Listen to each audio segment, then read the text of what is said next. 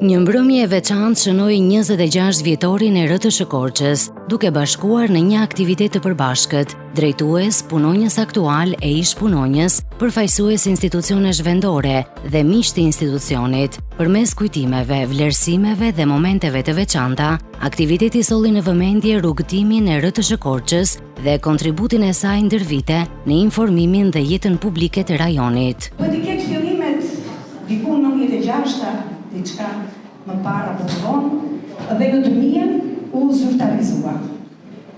Është lëshuar sinjali në gusht dhe shkeliti është prerë në nëntor të 2000-s, pra 26 vjetë.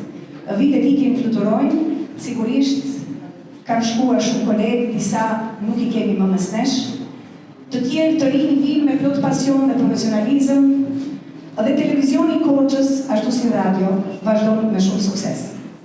Dua t'ju them që është televizioni i parë që është çelur në Shqipëri mbas televizionit publik, ndërkohë që për radio ju e dini që është një nga radiot më të vjetra me një arkiv jashtëzakonisht të pasur. Ka vende ku njeriu lind dhe ka ca vende që janë brenda teje. Unë përkas të dyja. Sot 26 vite nuk është vetëm një numër, është kujtesa e Korçës.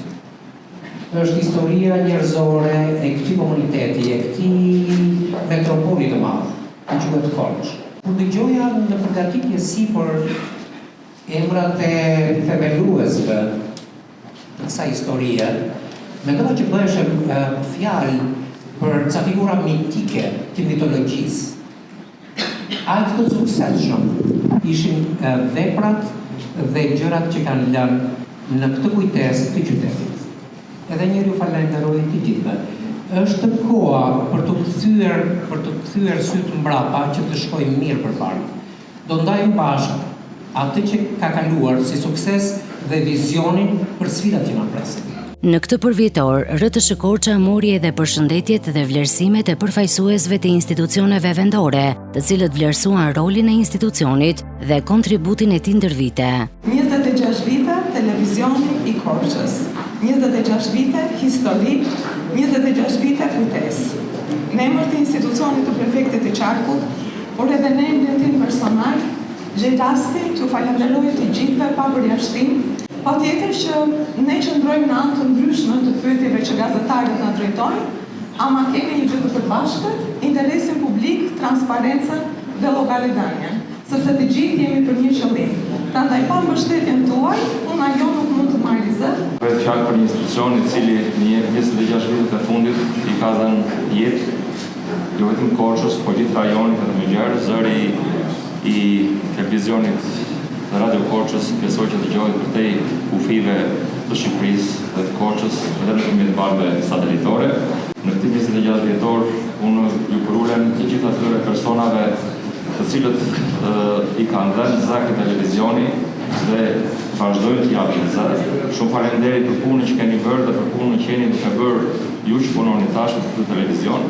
Në këndvështrimin tim, një televizion lokal nuk është thjesht një dritar informimi, por është pasqyra e shpirtit komunitetit ku ai ushtron aktivitetin e tij. Pasqyra ku pasqyrohen arritjet, por edhe hallet edhe shqetësimet. Zhvillimet në art, kulturë, sport, në çdo fushë të jetës të këtij komuniteti. Dhe ky është një mision që RTS Korça e ka përmbushur me sukses, do të thoja, në këtë periudhë 26 vjeçare. Sot është një ditë vërtet plot emocion. Kam takuar kolege dhe kolegë të nderuar, të cilët për ne, për mua që në atë kohë isha më pak se sa 26 vjetë që bën televizioni sot, ishin idhuj. Ishin modele të shkëlqyera të disiplinës, të profesionalizmit, më pas të miqësisë. Një tjetër moment i rëndësishëm i mbrëmjes ishte vlerësimi i RTS Korçës me çmimin Grand Prize nga Albanian Excellence, si një vlerësim për punën dhe kontributin e institucionit ndër vite. Në radhë të parë si gazetare dhe më pas si drejtuese e një qendre e cila nderon suksesin shqiptar kudo në botë, e kisha obligim edhe shumë emocion në fakt që në emër të Albanian Excellence të nderojmë sot. Dhe kur flas në emër të Albanian Excellence, flas për një plejadë shumë të madhe njerëzish të nderuar kudo në botë, Janë për 13 vite janë rreth 2000 njerëz që ABN Excellence kanë ndëruar. Kështu që në këtë plejad nuk ishte se si të mos ishte edhe radio televizioni Korçës.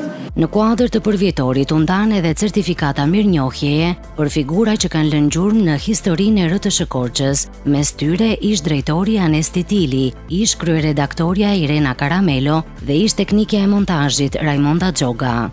Ishin djemtë dhe vajzat që me vrullim, me dashurinë, me pasionin, me shpirtin e madh korçar, pranuan të inkuadrojnë në një ende, jo vetëm time, po dhe të tyre të fshehur brenda shpirtit të tyre, dhe ne arritëm ta bëjmë atë studio të vogël, një studio dinjitoze dhe një shkollë të vërtetë të gazetarisë edhe shqiptare.